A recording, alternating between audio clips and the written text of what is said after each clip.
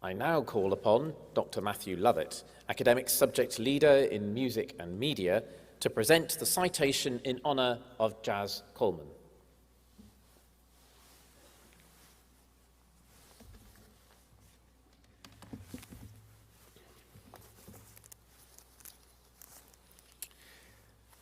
Vice-Chancellor, distinguished guests, graduates, ladies and gentlemen, it gives me great pleasure to present to you Jaz Coleman, upon whom the University is to confer an Honorary Doctorate of Music. Born in Cheltenham, Jaz Coleman is an international renowned musician, having fronted the post-punk industrial band Killing Joke from 1978. He studied in Leipzig, Germany, the same year, and the following year attended the Cairo Conservatoire in Egypt, extensively studying Arabic quarter tones. He went on to release 15 albums with Killing Joke and inspired many other influential and iconic popular music bands, including Nirvana, Metallica, and Nine Inch Nails. He has enjoyed parallel careers as both a rock musician and producer, and as a successful international classical composer. His most recent album, Magna Invocatio, a Gnostic Mass for choir and orchestra inspired by the sublime music of Killing Joke, was recorded with Russia's oldest orchestra, the St. Petersburg Philharmonic, and was released in 2019. In 2010, Jaz was made Chevalier des Arts et des Lettres for his contribution to contemporary music by the French Minister of Culture. In the same year, Killing Joke received the Innovator Award at the Classic Rock Roll of Honour from Led Zeppelin. He is also an ordained priest, and his interests include permaculture and environmental sustainability. We are recognising the significant international contribution to both contemporary and classical music Jaz has made, and celebrating his links with his hometown of Cheltenham. His career and achievements resonate with many of our students, particularly those studying and aiming for careers in music, creative arts and performance. Vice-Chancellor, I now call upon you to confer the award of Honorary Doctorate of Music upon Jaz Coleman.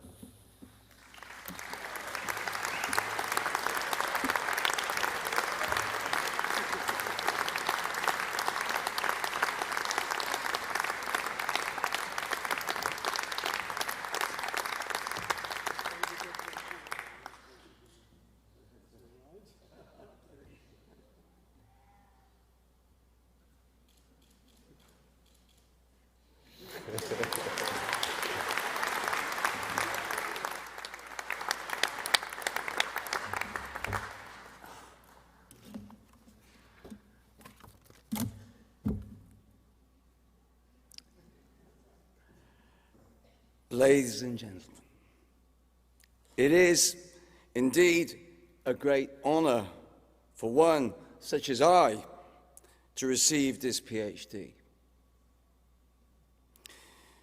Indeed, it has deep meaning for me, which I shall endeavour to share with you all. You have to take into consideration that when I left Cheltenham Bourneside School in the early 70s, I had no exams and 2 juvenile offences. None. My teachers said I would be a failure. When I told one member of my family of my intention to form a band, she told me I would never succeed because there were so many bands. But I knew that with originality and willpower, the odds were with me. I swore vengeance. Cheltenham was always a good teacher. Being an Anglo-Indian in the 60s and 70s taught me to fight. Being of mixed race and belonging nowhere and everywhere shaped me as an internationalist. That was the minus. The pluses was so much more. Not everybody had the privilege of 2 inspirational teachers as parents who were mad on camping and traveling. They were not just teachers, but educational innovators. I, like many of you in this town, am so proud of my mother. Mum taught the grandparents, parents and grandchildren of Lakeside Junior School and became Teacher of the Year for Great Britain.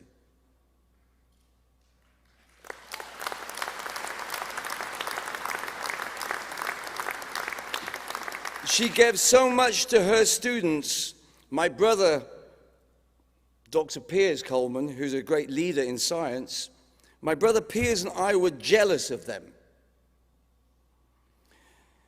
And not everybody was lucky enough to be taught 3 times a week by Eric Coleridge, who was Master of Music at Cheltenham College from the age of 7 to the age of 17. Not everyone is lucky enough to have a Rolling Stone as a regular visitor to our house. Brian Jones had been my Uncle Bob's best mate at Cheltenham Grammar School, and my grandma was his mentor. Brian had a skiffle group that he used to play in her basement. Cheltenham has played an enormous role in my life. By my late teens, Killing Joke was writing our first EP at number 4 Basement in the High Street here in Cheltenham. At the age of 20, I drew up a list of my favourite musicians, philosophers, conductors, writers and mystics, and set about meeting them all. I got phone numbers and banged hard on their doors. By the time I was 28, I had met most of my heroes, and they had become teachers in a funny way. And this is where my thank yous and deep gratitude begins. I have Jimmy Page, John Lydon, Steve Jones and Paul Cook to thank. All of them wanted us in Killing Joke to somehow learn from their experiences and tragedies so we wouldn't make the same mistake. They wished us well.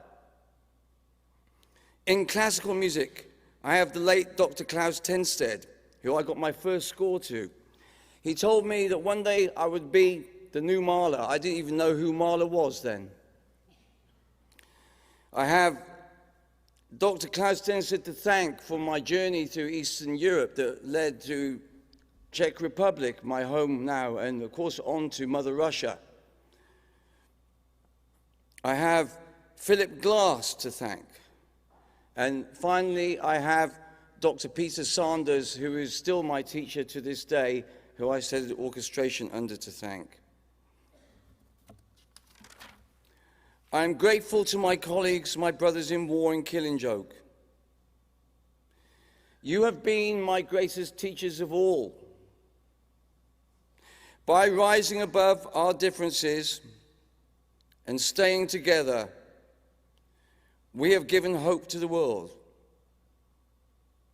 By splitting everything equally, we have proved that not communism, but collectivism works.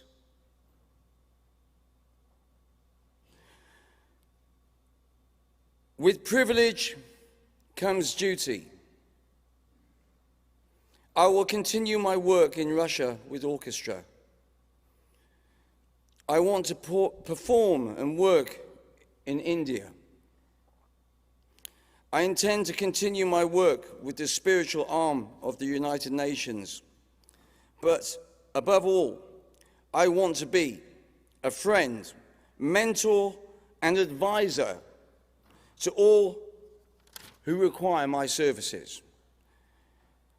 And to all those people, those millions of people with no exams out there, self-educate as I did, exercise, locate your God gift, do what you love and get paid for it, and you too will never have to work again.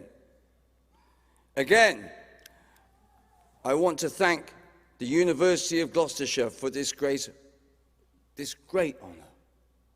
And finally, let me share with you the sense of return I feel. The span of history I have witnessed is worth mentioning. I remember taking the steam train on a Sunday school outing from Charlton King Station to Weston-super-Mare. I remember the grandiose St. James station that was as large as Paddington, centre of Great Western Railway. I saw the Cheltenham Flyer there.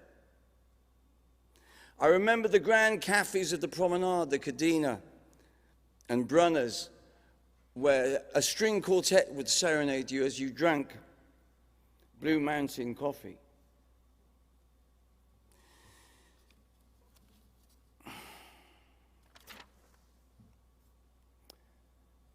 These rolling hills, this graceful town of ours,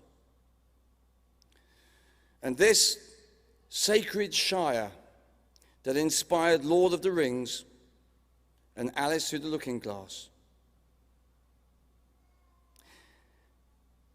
Perhaps T.S. Eliot expresses my feelings best at this moment. We shall not cease from exploration, and at the end of all our exploring will be to arrive where we started and to know the place for the first time.